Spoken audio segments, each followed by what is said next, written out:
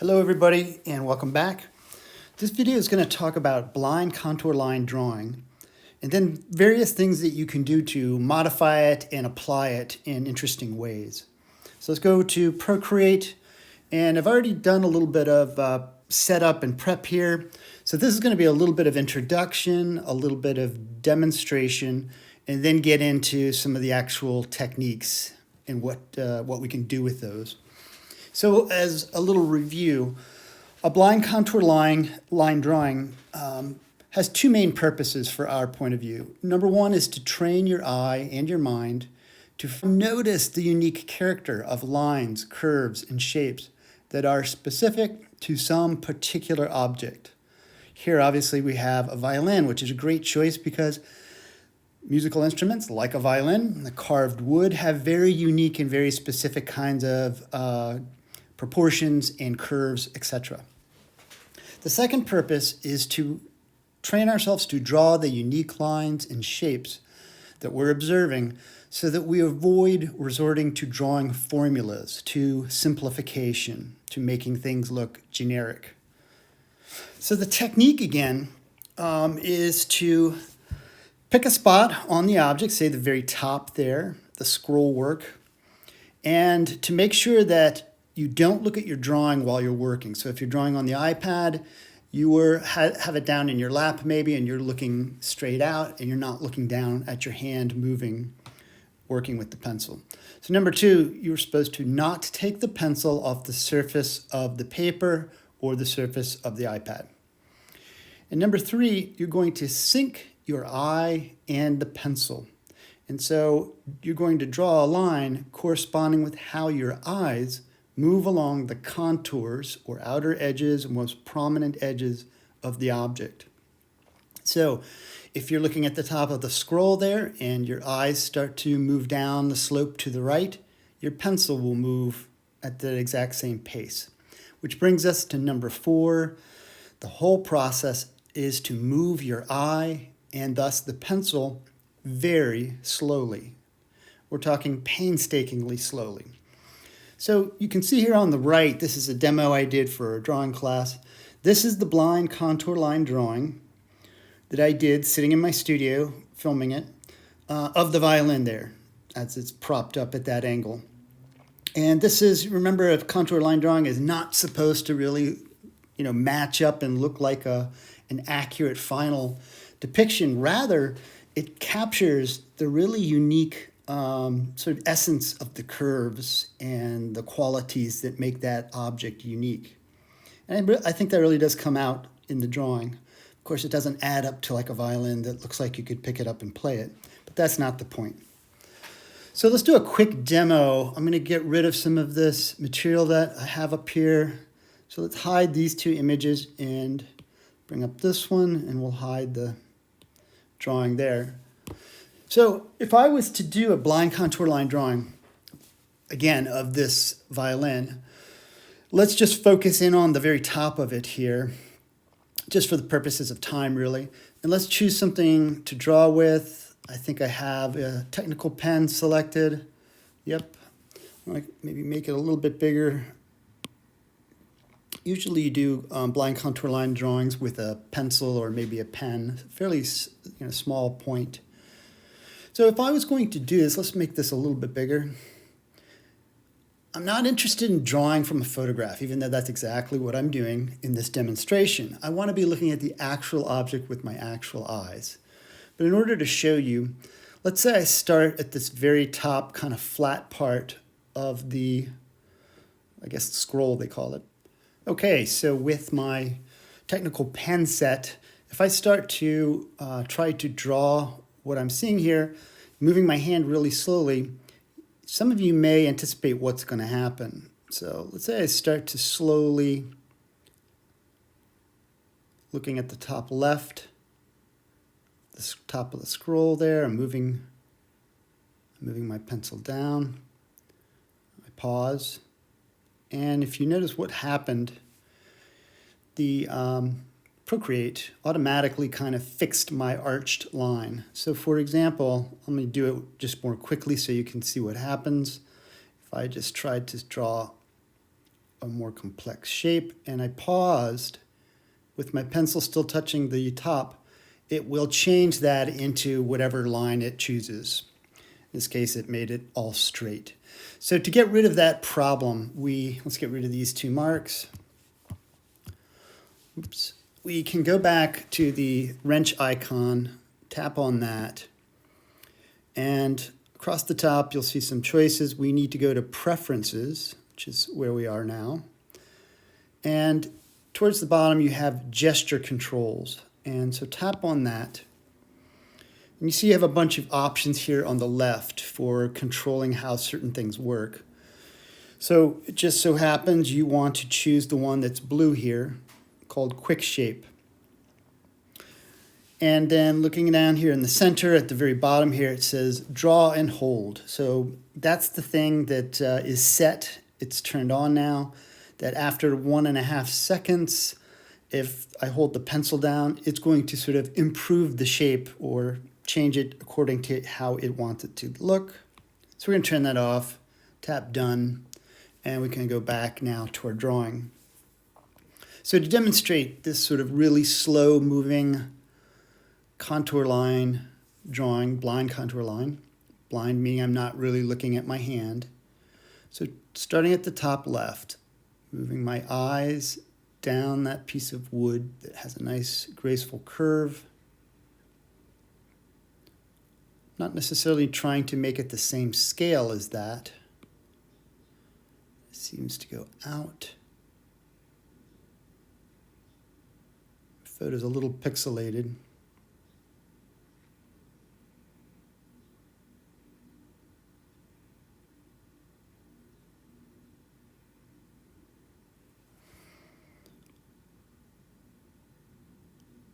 It's like a flat line coming straight across.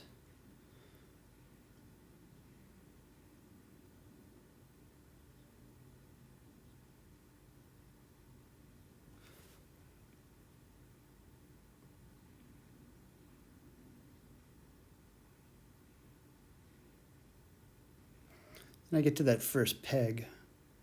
I could keep going down the wood. Instead, I'll branch out, start to try to record the shape of that peg. You can see I'm trying to be as specific as possible. Don't think I'm doing a great job, I'm going to be honest with you, but back to the light brown piece of wood. Then I hit the next peg. Anyway, that is the start of my blind contour line drawing. Rather than take a lot of time to just show you, I just wanted to show you the pacing, how slow you should be trying to move here. You notice I did my blind contour line drawing using a pen and with the color set to black. And that's sort of how I would normally work. Something you should be aware of, though. In Procreate, there are some limitations by working in black. So I'm going to just make some spiral lines here with that pen. And that's on layer 10. So let's go up to the Adjustments tool here. And the top, Hue, Saturation, Brightness. So if I wanted to try to give it a color, I can't adjust it. I'm sliding the hue slider back and forth. I can adjust its value, its amount of light and dark.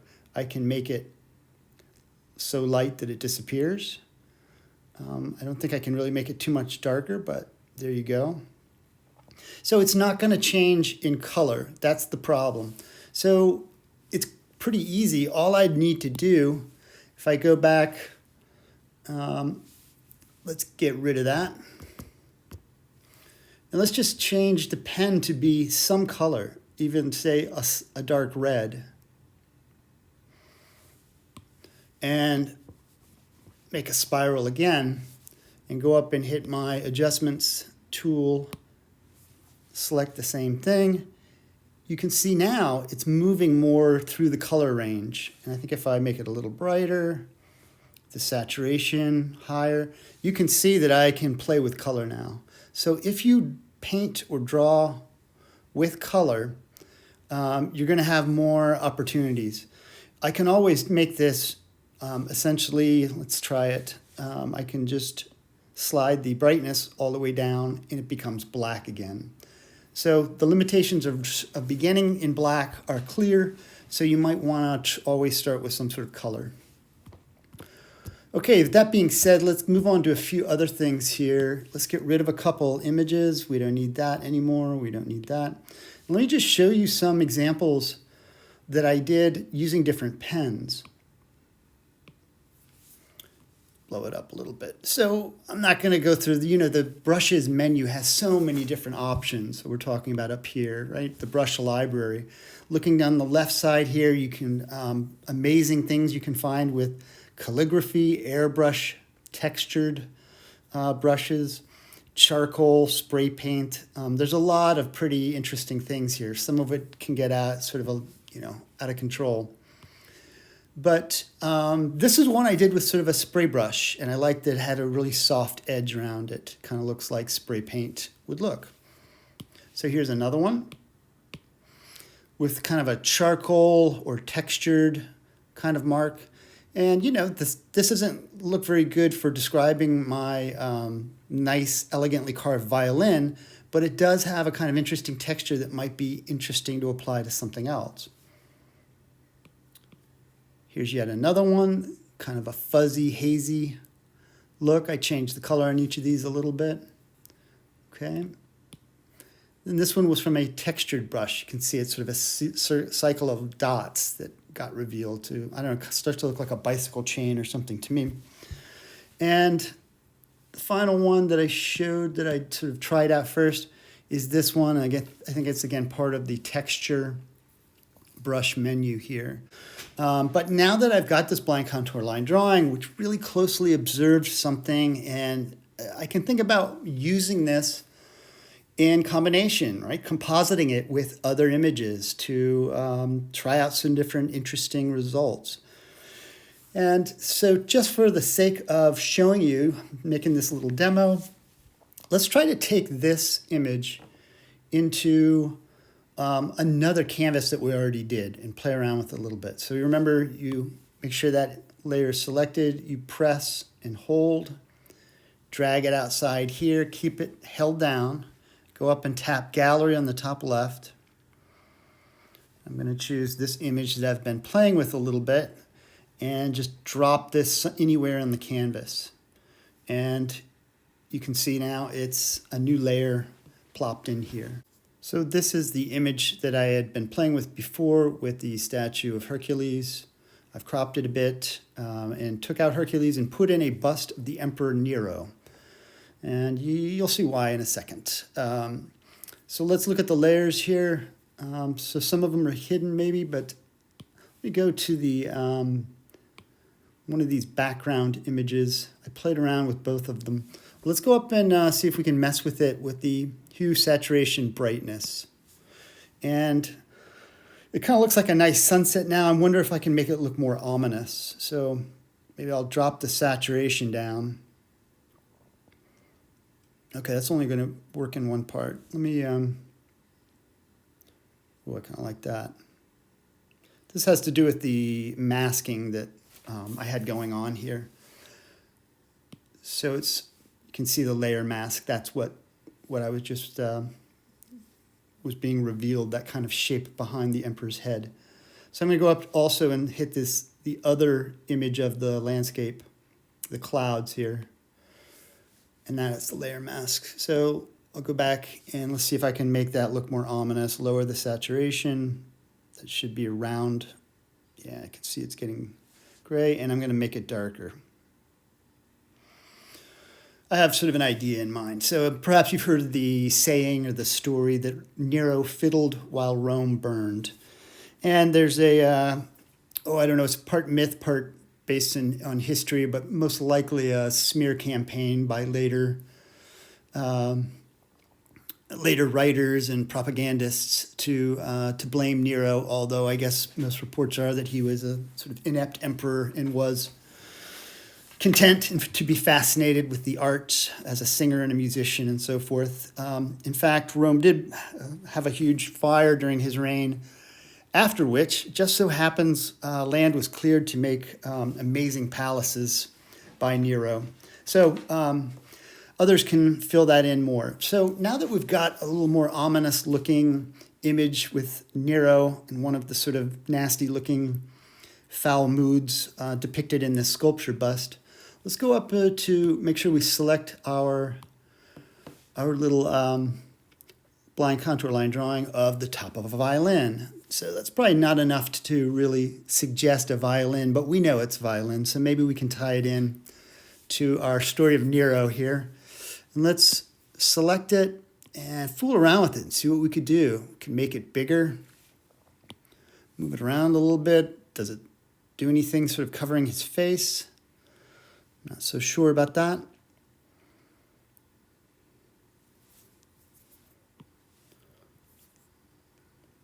Wonder if it could just sort of live above his head as kind of a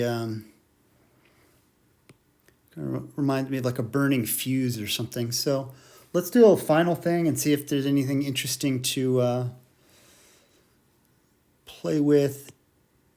There we go, color-wise. So I'm gonna go back, can play with color balance, but I think it's just quicker to go slide the saturation up.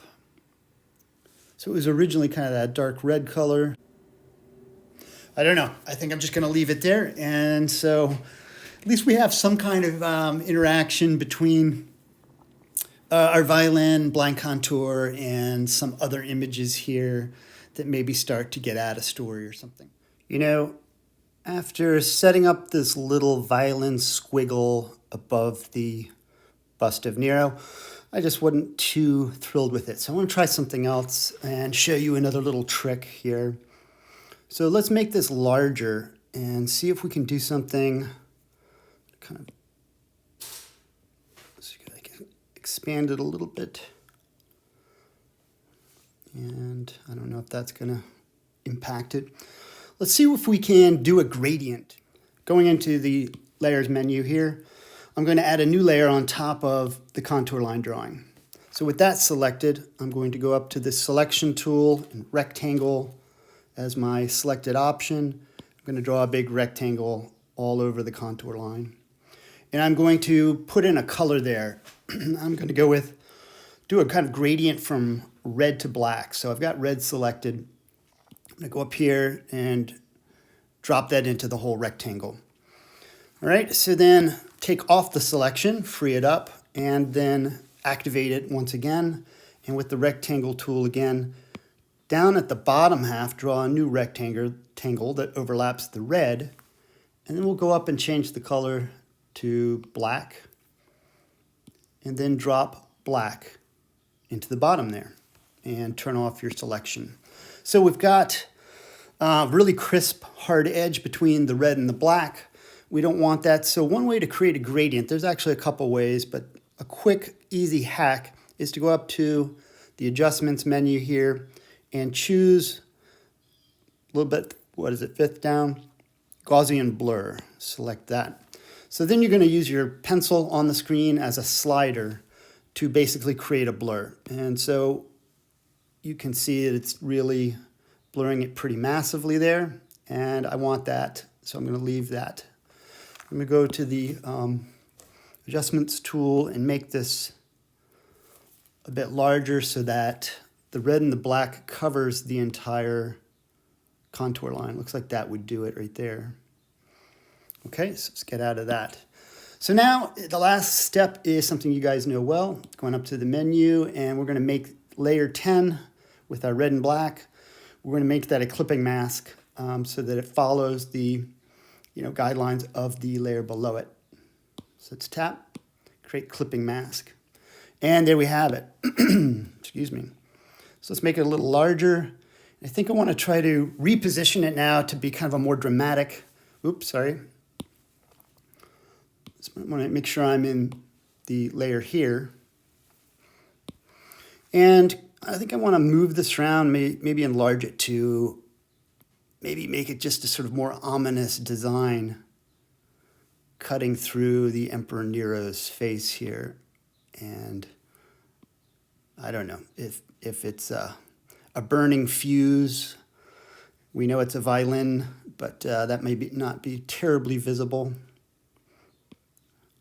But at any rate, I think that's kind of a dramatic statement, a little more ominous and bold than the one I did earlier. So hopefully this gives you some things to mess around with and try on your own.